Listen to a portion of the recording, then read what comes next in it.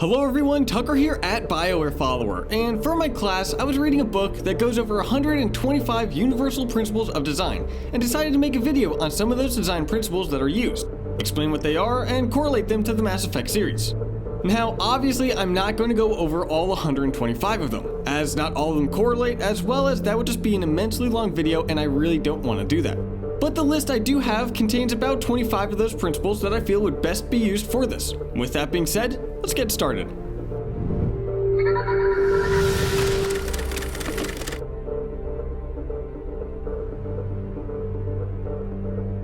So, Advanced Organizer is when chunks of information are presented to the player that involves new material that helps the player learn and understand the game. This can be done spoken, written, illustrated, or any of the combination of those. There are two kinds of advanced organizers, expository and comparative. The one that is mainly used in Mass Effect is expository, which is when the information given to the player is due to them not knowing anything about the game or having minimal knowledge of it.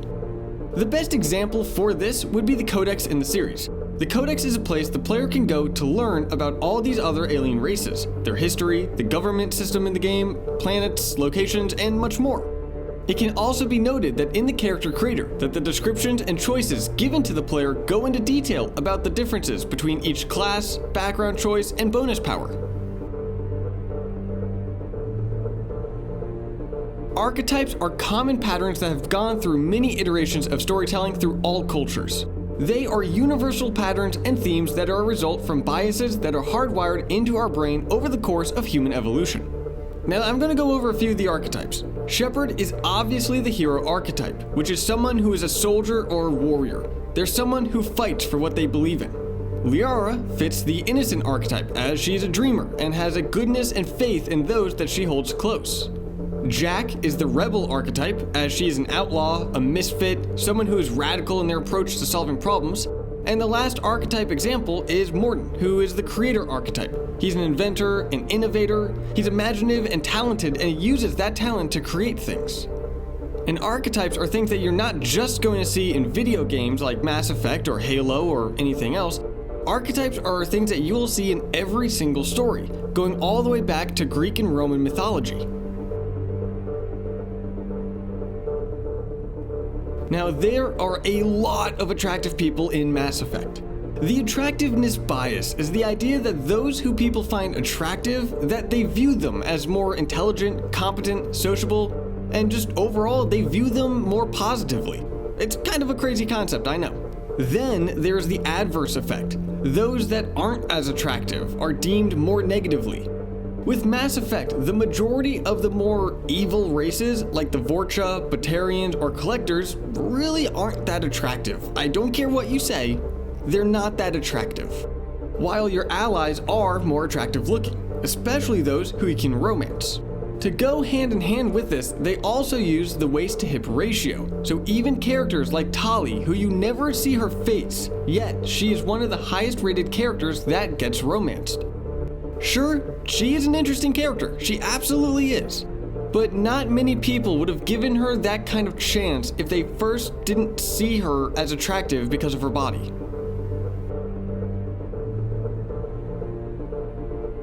It is probably easy to guess that people prefer high ceilings than low ceilings. But something that is probably harder to guess is that ceiling height can actually influence how people approach a problem. High ceilings, like in the Presidium in the Citadel or the Bar in Omega, promote an abstract thinking and creativity and freedom. Although very different, these two rooms both give the player the feeling of freedom when moving around. The openness, even though vertical, feels more accessible to the player. While some of the other areas on the Citadel have low ceilings, and these areas can potentially be as large or even larger than the Presidium, but they still make the player feel like they're in a small enclosed area, simply because the ceiling is lower. Classical conditioning is a technique used to associate a stimulus or an event taking place with an unconscious physical or emotional response. I'm sure that all of you know about Pavlov's dog, where every time he dinged the bell, he would give the dog a treat. And after a while, when the dog heard the ding, the dog would preemptively start salivating because it knows that it's going to get a treat. What the dog's body is doing is it is reacting to the stimuli of just a sound. Now, the best example of this being used in Mass Effect would be the Paragon and Renegade interrupts. After the first few times and you learn that the noise means an interrupt is going to appear and something shows up on either your right side or your left, you know what to push without even having to look at it. It is something that just conditions you to be aware of what's going to happen and to react quickly to it. This one is obvious, but still important. The color of something is used to indicate the meaning of something before you learn more about it. It can reinforce the idea of this person or place being safe, dangerous, friend or foe, and much more. Number of colors in an area is important because if you use more than 5 colors, it can be too much for the eye to process. So, while walking around areas like the Normandy, Citadel, or any other level areas, the colors will be varied, but still, not too many unique colors will be in that level. Although unique colors can be used in areas to signify where to go. For example, the doors that you can open in Mass Effect have the green glow around the center of it to let you know that this can be interacted with. This also goes hand in hand with the idea of saturation, where designers and artists will use saturated colors to bring attention to something that is a priority. Confirmation is a simple technique to prevent unintended actions by requiring verification. So if you want to quit, the game asks that, are you sure that you want to quit? Which Mass Effect does. When you're about to start a mission, the game allows you to choose your squad mates, then it has you go to a confirmation screen to make sure that you picked whoever it is that you want, as well as making sure that you're happy with your loadout. With some of the missions in the game, there is a point of no return that the game prompts you before starting, letting you know that you're about to enter the end of the game. So if there are any side missions that you want to do, that you're about to get to a point where you can't do them anymore. And what this is doing is asking for confirmation just to make sure that the player doesn't accidentally do something that they don't want to do.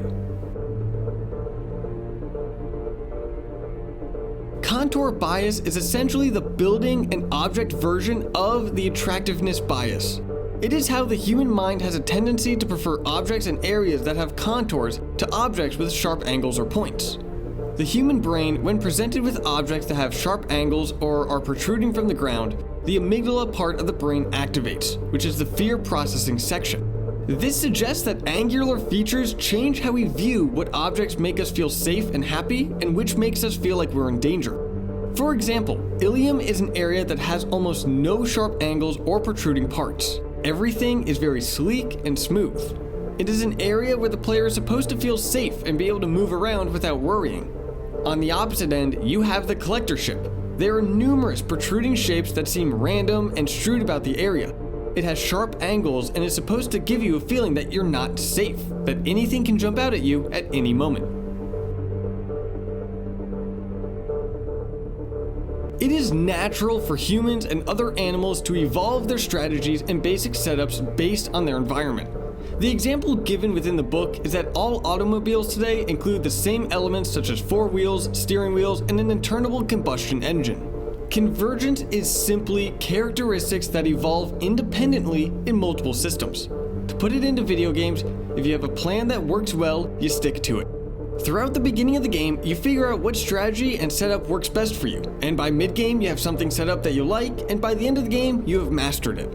For Mass Effect, that would include strategies of what abilities you have keybinded and which of your squad mates you use during missions.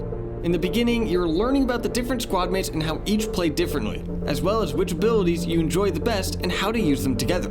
During mid-game, you figure out who you like and what setup works best for you, and then by the end of the game, you've mastered a strategy that helps you beat the game. Desire lines are points that indicate a preferred method of direction or interaction that a person has with the area that they are in, typically shown by use or wear. For example, a hiking path through the woods would show areas that are worn and cleared out a bit, to indicate what way you're supposed to go. It isn't just used on walkways. Traces of use or wear on objects also indicate constant use, like a keyboard that has some of the keys rubbed out. This method is used in Mass Effect more prominently in outdoor levels, rather than indoor ones. For example, if you look at Jacob's loyalty mission, while moving through the area, there are worn paths that show the player where they're supposed to go. The expression "don't judge a book by its cover" is because people have a tendency to judge things at first glance. Although that saying is telling you to give something a second chance even if you didn't like it at first, the point is that the first time you see something, it should be a good first interaction. With gaming, you want to make sure that the entry point to a new area has as minimal errors as possible. The book gives 3 suggestions for doing so. Minimal barriers is written as saying that there shouldn't be anything encumbering the entry point. Using Omega as an example, the entry to Omega is empty, and it allows the player to be able to freely walk around the area without having to avoid people. There is nothing that is impeding the player from moving from one point to another. The next one is Points of Prospect, which says that entry points should allow people to become oriented and clearly survey available options. From the main area in Omega, you can look around and see the stores, the bar, and the transport cars. And again, to bring back the minimal barriers, there isn't a huge influx of people that are blocking the pathways so you can move around. The final one is Progressive Lures, which talks about using things to attract and pull the player through the entry point. The names on the signs by the store and the huge purple glowing lines by the bar pull the player's interest and lets them know that these areas are where they should go. Feedback loop is the relationship between variables in a system, where every action has an equal and opposite reaction, and then that action loops back to affect themselves. There are 2 types of feedback loops, positive and negative. Positive amplifies the system in either growth or decline, and negative feedback dampens the output, stabilizing the system and bringing it back to equilibrium.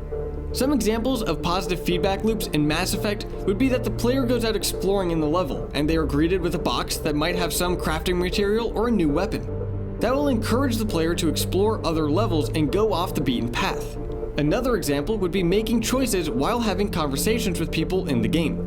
You can make Paragon and Renegade choices. You then get a notification of increasing points in whichever you chose, and if you keep at that, you unlock other conversation choices. Now, in terms of negative feedback, on the topic of Mass Effect, I couldn't really think of something. But other examples in other terms of gaming for negative feedback would be like Mario Kart. The player that is up in front is winning. They don't need any bonuses given to them. While the person that's all the way in last place, they're the ones that get the blue shell or the bullet bill. They're the ones that get those amazing power-ups. The negative feedback is to make it so the winner doesn't keep winning and the loser doesn't keep losing. And I could not think of anything in Mass Effect that relates to that. If you guys can think of anything, let me know in the comments down below. 5 hat racks are 5 different ways that you can organize information. Those 5 are category, time, location, alphabet, and continuum. It goes without saying, really, how important it is to organize information. And in terms of Mass Effect, an RPG game where you can get hundreds of quests and new information, organizing it in a clear and understandable manner is very important. If you look at the quest log in the series, you can organize it by time in which you got it, or in alphabetical order. To go into that even further, in Andromeda, they even separate things by location, so if you're on a certain planet, you know what missions are available to you there. Hicks' law is that the amount of time it takes to make a decision increases as the number of alternatives increase. That if the person is given a choice between A or B, they will most likely answer that in shorter time than if they're given a choice between A, B, C, and D. The reason behind this is that there are 4 basic steps to completing a task. Identify the problem or goal, assess the available options, decide on an option, and then select that option. Now, Mass Effect has a lot of choices in it, and a lot of those choices affect the story. So you can really see how people will take their time with choices that are given to them. The biggest example that I can think of in terms of this is the suicide mission in Mass Effect 2, where you have to try to keep everyone alive and have to make numerous choices in how you want to go about it, and picking the right one to keep everyone alive. There are other big choices, like choosing between the Geth and the Corians, the Rachni Queen decision, or choosing between Ashley or Caden. But the amount of choices that you have during the suicide mission makes the player stop and think about what is the right choice. Same goes for the ending of Mass Effect 3. You have 3 major choices that determines the outcome of the entire galaxy. and I am sure that many players sat there for a longer time figuring out which choice they wanted more than other choices that were presented previously in other games. This is the use of images to improve recognition and recall of signs and controls. If you use images to represent actions, objects, or concepts, it makes it easier for people to recognize and learn. The codex in Mass Effect has a picture of everything that it talks about above the information. If it talks about the Asari, a picture of Asari is above. There is also the example of the buttons to interact with shops and menus. It will remind you the buttons used to buy, sell, back out, and interact with menus and shops by having the word and then a picture next to it of the button. This is even more prominent with Xbox, as the color that relates to the button is on there too. Mapping is the relationship between controls and their movements or effects. For a game to have good mapping, when a player does something and it does what they expect, that is considered good or natural mapping. For example, a window in a car. The button that you are given, you expect that if you push the button down, the window will lower. And you expect that if you pull the button up, that it will raise the window. Mass Effect's controls match the expectations, to which I'm going to use the Xbox controller and Mass Effect 2 for this example. You use the left stick to move the player around and the right stick to look around. This is common in many third-person games, and the player expects that those are going to be the controls for Mass Effect. The A button allows you to stick to cover, X is reload, and B is melee. Again, those mapped controls are what you expect. The game also allows you to choose what abilities you want to map. You can choose what abilities are mapped to the Y button, to LB, and RB. The controls to the game are relatively simple because it uses similar setups as to that in other third-person games. And for controls that are unique to Mass Effect, such as the abilities, it allows the player to map it themselves to whatever they feel makes the most sense and is the most comfortable to the player. Operant conditioning is very similar to classical conditioning that was talked about earlier in this video.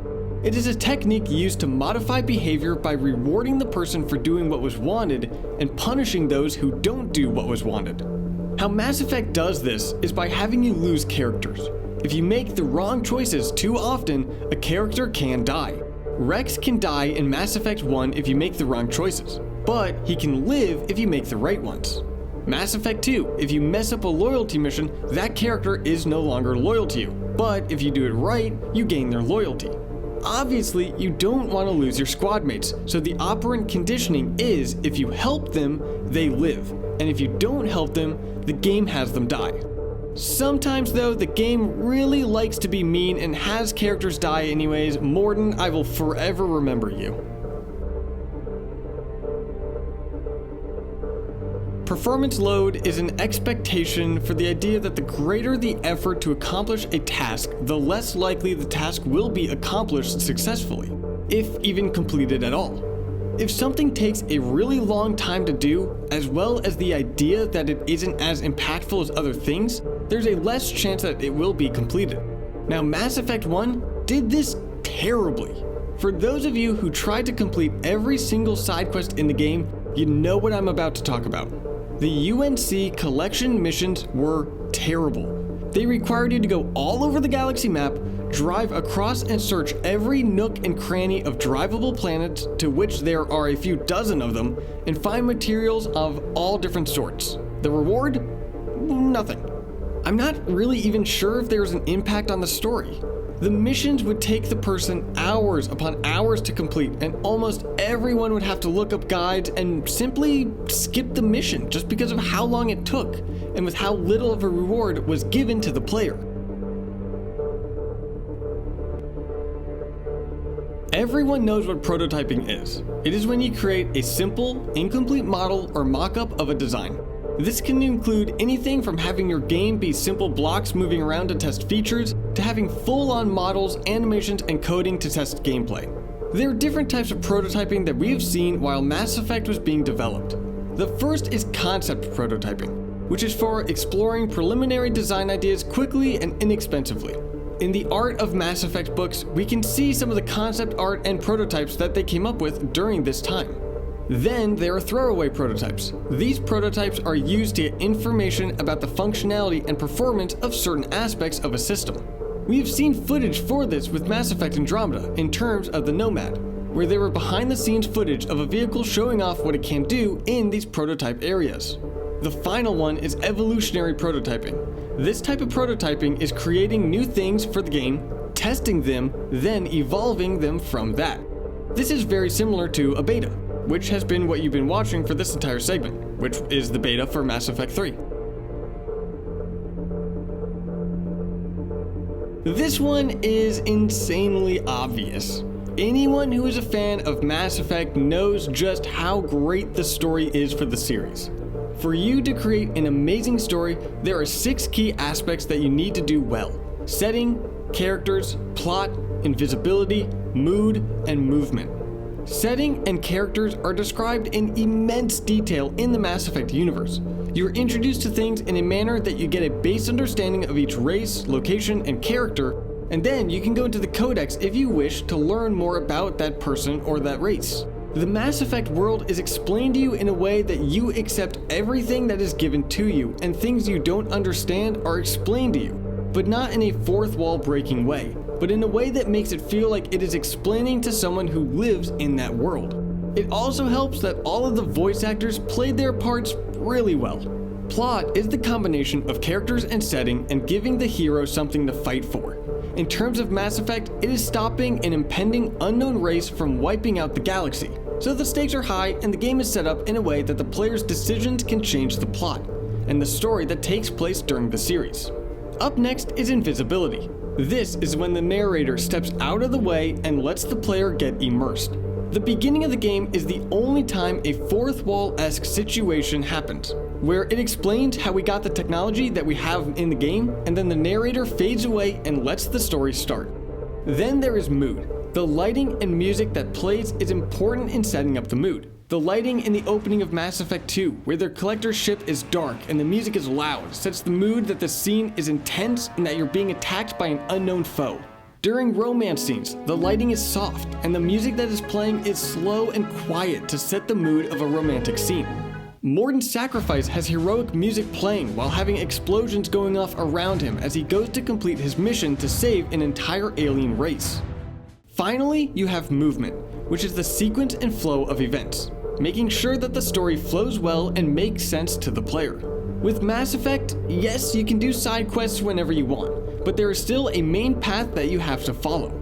The side quests do impact the story, and some of them even become unavailable after certain main story segments take place, because it wouldn't make sense for them to be available anymore.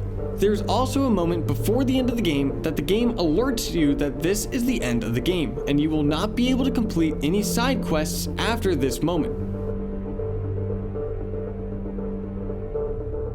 Things that are symmetrical are associated with beauty. If something is symmetrical, you can put a line down the center and it would mirror itself. Or at least that's one of the types of symmetry. All of the squad mates that are romanceable are symmetrical, as that is what people see as beauty. The council chamber, which is supposed to be a beautiful and high-class looking area, is symmetrical. Then there are other types of symmetry: rotation symmetry and translation symmetry. Rotation symmetry is if you rotate something, it will still look the same. The logos of some areas in Mass Effect showcase rotational symmetry, like the Citadel logo. Translation symmetry refers to the location of equivalent elements in different areas of space. This can be seen with the buildings that are located on explorable planets in the first Mass Effect game, as well as with many of the races such as Asari and Turians.